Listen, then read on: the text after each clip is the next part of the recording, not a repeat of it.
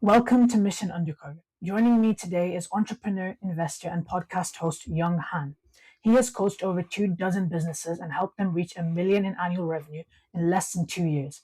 He owns 14 companies and hosts the Girl Dad Show, a podcast about parenting. We're going to discuss how to build a successful business and take it from idea to success. We will also discuss how to scale your business and increase your revenue. We will also talk about the best investment strategies, how to balance family and other commitments with your business, and how to maximize your financial success in 2026. I'd like to start by asking you, what inspired you to be an entrepreneur? What was your first business and was it successful? Oh, great. Thanks for having me on the show. Yes, my inspiration for being an entrepreneur, I believe, was my father. It's hard to always say what it is, but I grew up watching my dad build business, but I also watched my grandpa build business, and I watched both of these men, trial and error through successes and failures, navigate through their careers, their businesses, and especially my dad. I just grew up around it. He moved us around quite a bit when I was younger, and as he figured out his business and he continued to progress through different entrepreneurial experiences, he moved us around to get to this point that he was. But that's really where the bug landed. I think it's always kind of given me the optionality to do that and kind of give me that comfortability and access to that kind of lifestyle, and then watching his success. So we went from immigrants to the United States, and starting at a small little liquor store, and then we moved up to the middle class, and being able to watch this man build in one lifetime a lot of different socioeconomic status climbs was very, very inspiring for me. And then my first business was a restaurant. I actually opened up a Korean restaurant in Koreatown when I was 18 years old. The moment I became a legal adult and I didn't need my parents to sign for a business license, I became a business owner almost immediately after I turned 18. And very fortunate for me, the business was a huge success. It was unbelievably successful restaurant. We had opened up a Korean restaurant in K-Town in Santa Clara, which is south part of the Bay Area, south part of San Francisco Bay Area. And yeah, we typically back then had Korean restaurants that were very small, dark, hole in the wall. And I was American and I didn't know any better, so I opened it up and I turned on the lights and put in a hostess stand and nice tiles, and we kind of Americanized it, and it blew up. We did $3.5 million in revenue our first year in business, and I was very, very fortunate that the first business was a success. Okay, so talk me through the first step. If someone has a desire to be financially secure, but has no business ideas or doesn't know where to start, where can they start and find that same spark and inspiration that you found? I think that it's around surroundings, who you hang out with, and really putting yourself in an ecosystem of people that are building business. I think less than studying or doing things, the network that you hold is way more valuable, because business is never how do I say this? It's not if something bad is going to happen, it's when something bad is going to happen. Owning a business is just a series of really bad things happening and you trying to make the lesser of two bad decisions. That's really your job, and it's a really, really hard role, and it's incredibly difficult. So coming up with an idea is not the big thing, to be honest with you. I currently own a lot of businesses, and I don't know how to do any of the things that I would do business in, and they're all very successful. And I think it's because I learned the art and science of business, not necessarily what the business idea was. So my recommendation is hang out with more business owners. So if I can give you one more example, if you hang out with artists, like that like to paint, and you hang out with 10 artists for a year, it might take you 6 weeks, it might take you 6 months, it might take you a year, but eventually you're going to be like, yeah, art isn't that hard, or it's not that unapproachable, or it's more accessible. And then eventually you're going to say, hey, it's something that I should try to do, or I will do, or I can do. And you'll start drawing. If you hang out with scientists, and or mathematicians or whatever you do. Eventually your mind and body will start making it more approachable. I'm not saying you're going to be great at it, but at least it'll be more accessible and it'll be more natural and normal. And it's the same thing with business. And so my recommendation is, if you're really looking to build a business for the first time, start hanging out with other business owners. What type of person do you think business is for? And what are the characteristics of a successful businessman? What comes to your mind when you think of that? Determination and perseverance, and optimism. I think that you have to have an unhealthy dose of optimism, because it's never easy, and no one's gonna really be that supportive until you make it. It's kind of these things where, um, yeah, you need to be very optimistic, because people will automatically assume things won't work, and if they are supportive, they're generic support. It's not a very, very specific support. It's very like, oh yeah, you got this. I believe in you. You can do it. It's not like a support that's like deep inside of the business or actually tactical and helpful, because most people don't own business and most people don't go through that journey. So they're more generic rah rah support. So you have to be very, very optimistic yourself so you can drive through a lot of the unknown. It's a lot of decision making in the unknown. And then I'd say determination and perseverance, because it's just going to keep messing up. I mean, there's nothing easy about building a business, and it's just a series of trials and tests, and figuring out what you're going to do, and then making mistakes and failing and losing money and almost dying, and it's just like, that's all business is just a series of tests. And especially in the beginning, 0 to 1 is all about testing, testing, testing. And so if unless you're incredibly determined and have high perseverance, you won't sustain and be able to navigate through that. What's the first steps that someone needs to take to get their idea off the ground? I have a rule of 100. So anytime I start a business, I interview 100 people in that industry or space. And if you have a product that's so innovative that doesn't have a competitor or whatever, then just look for ancillary competition, or people that are in multiple ancillary or adjacent industries to interview. But my thought is that you need to interview 100 people that are doing what you're going to be doing, because it will make you a lot more successful. First and foremost, getting 100 people to meet you for a 25-minute interview is unbelievably hard. Um, I think that on average, I have to email or ask 1,000 people to get 100 people to say yes to meet me. So just the act of asking 1,000 people, getting 900 no's to get 100 people to say yes, will automatically show me that I want to do this business. It gives me the understanding that I care about it enough, and it's interesting enough for me to persevere through that. Because I will tell you that most people won't even ask 100 people, you know. But if you can ask 1,000 people to get 900 no's to get 100 people to meet you, you will have the perseverance and determination and the desire to actually succeed in that business, because it's going to be hard. The second thing is, if you could talk to 100 people, you will learn more about that business and industry than any book or chat GPT or blog or podcast you could ever read, right? You'll have an intimate knowledge and contextual knowledge about that business. Not only the functional aspects of it, but the emotional journey the founder will go through, and the seasonalities, the nuances and context that doesn't come from reading a book, right? Talking to actual people that are doing it. And then the last thing is, when you interview 100 people, what I have found is that there are 4 or 5 people that are in that 100 that absolutely love you, that you just jam with, that you vibe with. And then that becomes your mastermind group. And through that interviewing process, you find these people that you are really, really well connected with emotionally and personally. And you latch onto them and you say, hey, I'm going to do this business. I'd love for you to be friends with me. And now you have a mastermind group helping you navigate through the journey of building this business that are also in the business.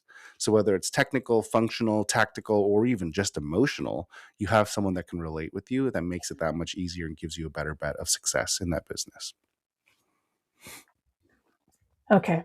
Most businesses don't survive past the first year. So once you have these connections, how can you use that and your other skills to beat your competitors and stay secure within the market? I don't think about it as beating my competitors. I think about it as just being in business and figuring out what works for you.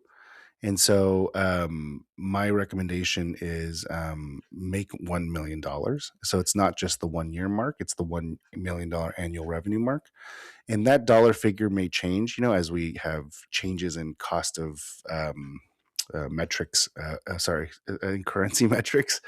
But as of right now, my recommendation is try to make $1 million in annual revenue a year, and don't worry about the 1 year closure rate. Don't worry about your competitors. Don't worry about your competition. Just keep chopping wood and keep testing on your business until your business makes $1 million in annual revenue. That's what I recommend, because if you worry too much about your competition, it's a huge waste of calories. Your business is already fragile as it is to worry about everybody else. Just worry about yourself and do you. The world is a lot more abundant than you may realize. It is incredibly diverse, and there is enough money in business out there for all of us if we want to. And if we don't, obviously at certain scale and size, you have to worry about your competitors. But in the beginning, there's an edge for you to really build, even with your competitors. And so a lot of my businesses I have competitors in, and I'm friends with them, and I collaborate with them and I talk to them, because sub 10 million, it's not really that important, I don't think, to worry about your competitors too much. And then as it relates to well, I mean, it does matter to sorry, it does matter to worry about your competitors, but it's not a good use of your calories. In early stage, like, you have to spend all of your time focusing on you and yourself, trying to figure out your product market fit, your pricing, your customer service, your delivery. There's just too many things to worry about right now, and just focus on what fits you and what makes you feel good as a business, and then worry about competitors next. But it is something to concern about. I'm not saying it doesn't matter. I'm just saying that in the beginning, it doesn't matter as much as people think it does. And then as it relates to how do you make sure that you don't die, you have to make that gauge. So my recommendation is build financial models and forecasts. And even if it's rudimentary, try to understand, like, hey, this is going to be a $20,000 bet that I'm going to make, and I have $30,000 in the bank. So this is going to be a really big bet. Do I want to do this? Do I not? How long am I willing to do this for? What am I willing to risk? I call it the XYZ. So what am I trying to do for Y result? Sorry, what am I trying to do for Y amount of time for Z result? And that's the X and then the Y and the Z. So I try to always build out XYZs for everything. And then you have to make that judgment yourself as an entrepreneur to say, is this bet worth the risk? And everyone has different risk aversity, right? You have to basically map that out based against your risk aversity. And it's a lot easier to do if you have formulas and math in front of you. Okay, so how do you scale your business and take it to that next level that you're talking about, past that million mark? And what sets apart global dominators and uh, global competitors like Amazon from regular medium-sized companies?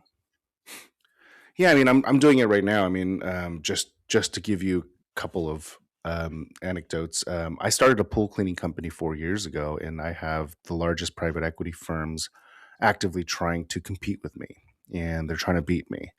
And not just beat me, they're trying to buy me and kill me, actually. And I have a hundredth of the funds that they have, right?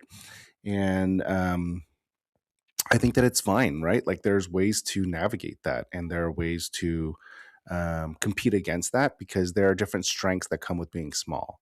And you have to leverage what you have, not try to compete at the game that they're playing.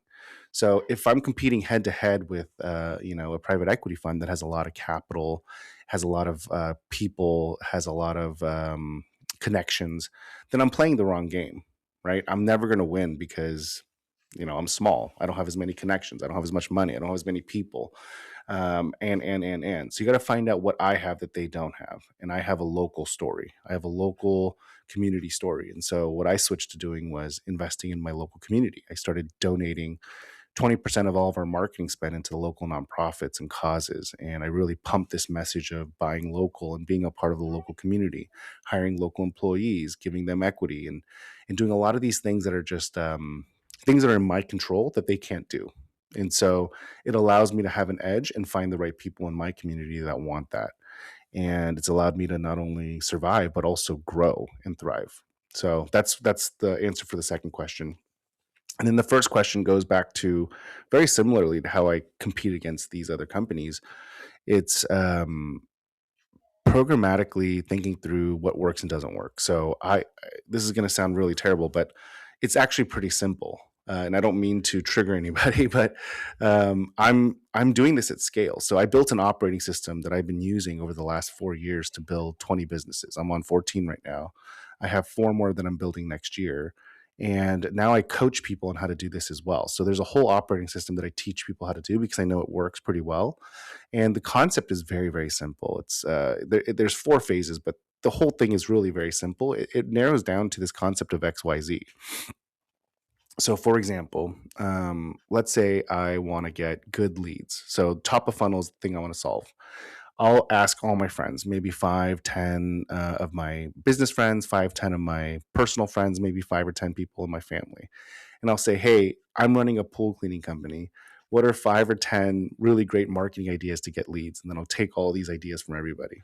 I get, especially my mom. My mom always thinks she's the world's greatest business owner. She always has advice for me. So she'll always tell me how to run my business better. So I'll ask her these ideas, and then you take these ideas and then you build them into XYZs. So I'll say, hey, that one was a good idea, or it wasn't a good idea. Some of these ideas suck. I'm not going to lie. Most of these ideas are dumb, but you write them out anyways. You just say, hey, this is this idea of putting a sign guy out in the front of the office and flipping signs and doing whatever. That's going to cost me $20 an hour. And I'm going to try that for 6 weeks. And my goal is to get 10 leads out of that. That would make my money's worth for the $20 an hour. I don't know. You do some calculations, right? You basically make it into an XYZ. What do I want for Y amount of time for Z result? You write it down. And then you take these like 40, 50 ideas and you just write them all down and you turn them into XYZs. So they're very binary, they're very calculatable, quantifiable, and measurable. And as boring as it sounds, you do 2 or 3 of them at a time and you just start doing it. And then you go to the next one, till something works well. But then what's really fun is by quantifying it in XYZs and doing all these tests, you just go back after 3 months, after 6 months, after 1 year, and something will have a higher ROI. Something will basically have a better CAC to LTV. The cost of acquisition will be better than something else. It's just the way the math works. Something will cost you less time or money to get higher results. And then eventually, if you do like 10 of these tests, 2 or 3 of them will perform the best. And then you move those 2 or 3 up, and then you do those 2 or 3 tests. 2 or 3 tests as your stable tactics. And then you go and hire someone else and you say, hey, I'm a shitty marketer. I'm not good at marketing. If I do these 10 hours, 20 leads come out every month. Your job is to beat this because you're better than me at marketing in 2 months, or you're fired. And you start delegating that out, and then you spend your time working on the bottom of funnel. So now you have to work on closing, getting the conversion rate higher, getting the close rate lower. And then you go ask your friends and family, give me 20 ideas for how to close better. They do the same thing. How do I deliver this product better? How do I hire people better? How do I engage people better? How do I operationalize this business better? Like, this is all I do. You just basically build out everything into XYZs and you just test and let the math run the business. Do you think ambition and vision matter as much as quality? I think they're both important. But if you're forcing me to answer that, I would say that I'm personally in a stage in my life where vision matters less now. I think when I was younger, I was very big into like, you need a vision and you need a vision and you need a dream, and you need to have that kind of big vision of what you're trying to achieve and all those things. And now that I'm older, I don't think it matters. I mean, it just depends on what you want in life, right? For me, it's like, my vision is not anything to do with business. My vision is to have cash flow, and time freedom. My vision is to spend more time with my young daughters and my family and my health, and spend what I can when I'm still able to travel and experience life. And so my vision has nothing to do with achieving some business goal. It's to achieve, personal goals. And if that's the case, the business just needs to serve me. And if that business just needs to serve me, then realistically speaking, it doesn't need to be crazy successful. I don't need to build an Amazon. I just need to build a bunch of businesses that make $1 million a year and pay me $50,000 in free cash flow. What's the best way for small businesses to raise investment? What do you look for personally when you're investing in small businesses? Yeah, so small business investors are a little bit different than tech founders. So I will say that if you're raising for a software company or tech, you want to think about it in a sense of scale and different multiples. And I would recommend watch, the YC Combinator podcast, or the Andreessen podcast, or some of these other podcasts that have a lot to do with this kind of deal flow making. Either ways, I mean, for especially for tech founders, if it's early stage and I'm the first, check in, we're doing, friends and family or pre-seed stage, I really look for founders. I look for founders with a chip on their shoulder, something to prove. I can feel and see that they will get knocked down 50 times and they'll still get up. That's what I look for when I make tech investments. I'm looking for people that are willing to keep getting up, and they have something to prove that's way more than money. They have an ego. They were not loved as a child. I don't know, but like there's something wrong with them, and they need to prove something that's way more than money. Money is the measuring stick. It's not the end goal. And there are certain questions that I ask to help solicit that, and then I'll make an investment in that way. As it relates to traditional small business, I typically will do it through what I think I can contribute.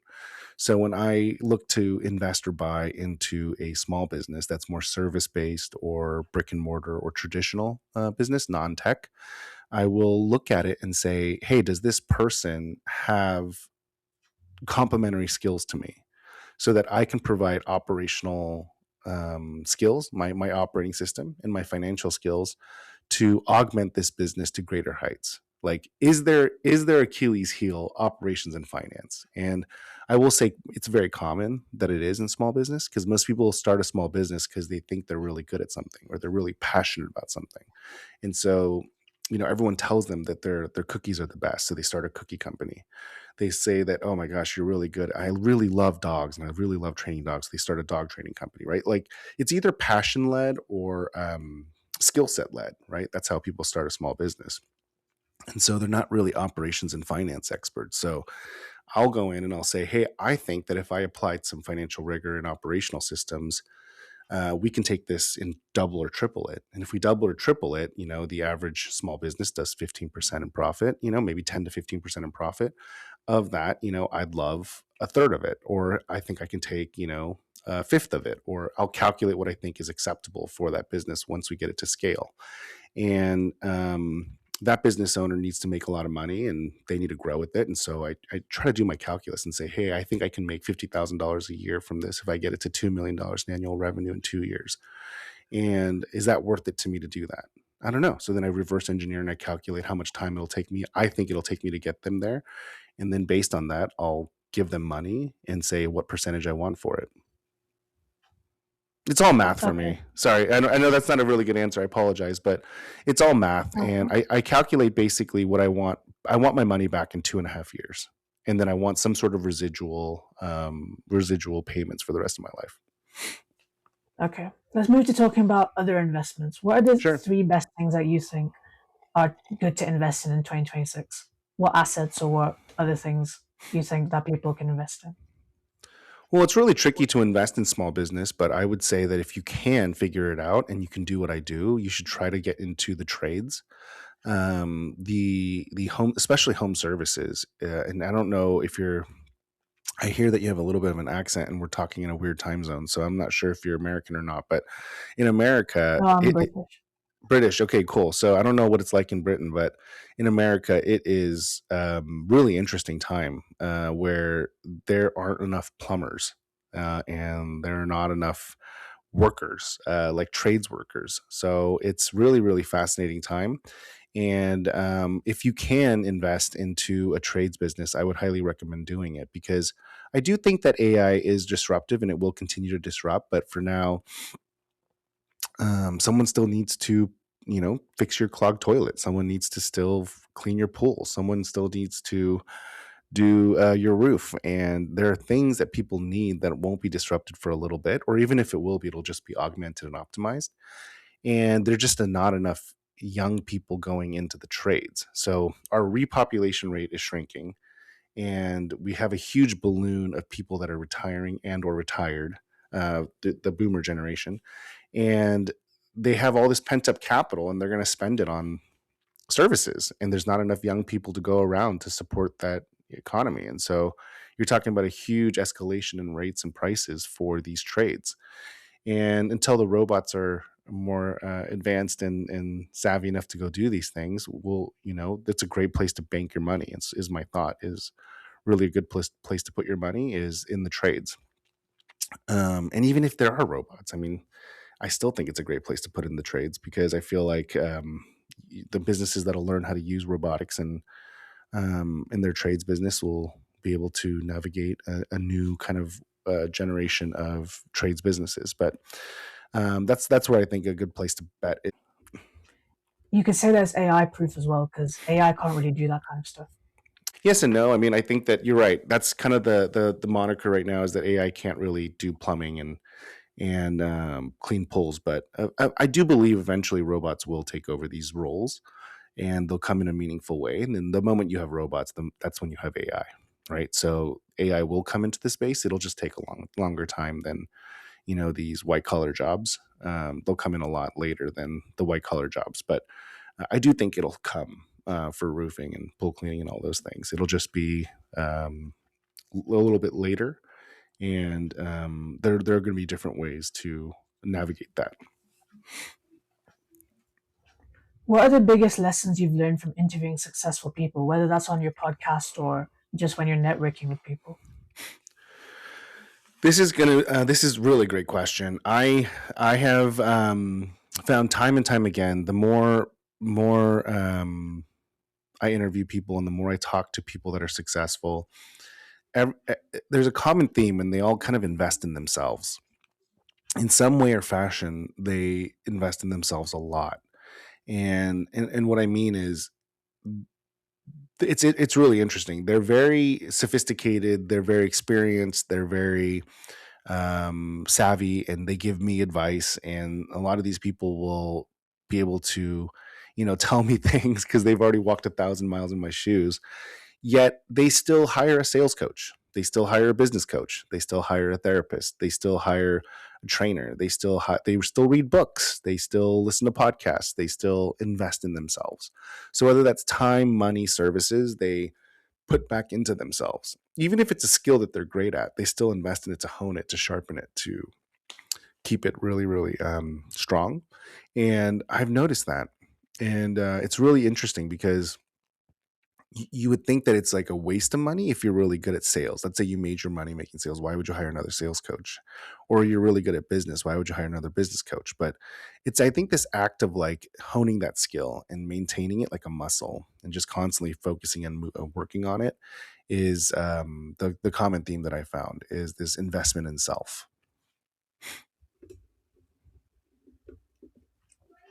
Okay, so how did you balance all of your other commitments with your business, like parenting and all your other interests outside as well? Yeah, I'm still learning how to do that. I mean, I've been on this journey of building 20 businesses for 4 years now. I'm on my last year. This is my last year of doing it. I'm on a 5-year plan, and I don't think I'll hit 20. I think I'll end up doing like 15 or 16. I started more than 20. I just failed a lot of businesses to have the 14 that I have. I mean, people look at the 14 that I have in 4 years and they think it's incredible, but I'm like, dude, I like failed like 15 businesses, and I've lost a lot of money. So it's not as glamorous as it looks, right? But I will say that it's really about inputs and outputs. So how I do it, and again, this is something that I'm still learning to master, because the level of skill that I need to employ to manage these portfolio businesses is evolving. And I wrote a really kind of heartfelt newsletter this last week on my newsletter about my 2025 recap, and um, it's it's something that I'm still learning how to do. But if I have to tell you what I do to manage it on day to day, it's I track every hour. So I track every hour that I live, how much I sleep, how much I spend time with my kids, how much I spend on my health, how much I spend time on clients, how much I spend on what business, and it's all color coded and it generates little reports. I use a free tool. I mean, I use Clockify, but I think Toggle is another great free tool. But I just track it, and then at the end of the month, I look back and I say, hey, how do I feel emotionally? How do I feel financially? How do I feel with my family? How do I feel personally? How do I feel physically? And I kind of gauge that and I say, where were my hours spent? What were the inputs looking like? And then I'll track. I said, oh, I spent 30 hours a week with my kids. I spent, this, 20 hours with this client, 5 hours with this business, da da da. And then here are the results that I got from it. Okay. So this coming month, I'm going to try to tweak it because I really want to spend more time with my kids. I'm going to try to up that to 35 hours a week, and I'm going to maybe sleep less, and I'm going to do this. And I just play around with those numbers and I put it into my calendar, and I test it again. So every 30 days, I just look at my calendar and I track it by hours, and then I track inputs versus outputs and see how I feel. And then that's how I create integration, not necessarily balance, but that's how I control how I spend my time between my different business efforts and my family. It's a little weird, but it works for me and kind of leans into the whole concept of I like operations and math, so it works really well for me. Finally, what do you think are the biggest challenges that entrepreneurs will face in the next 5 to 10 years? Labor, labor.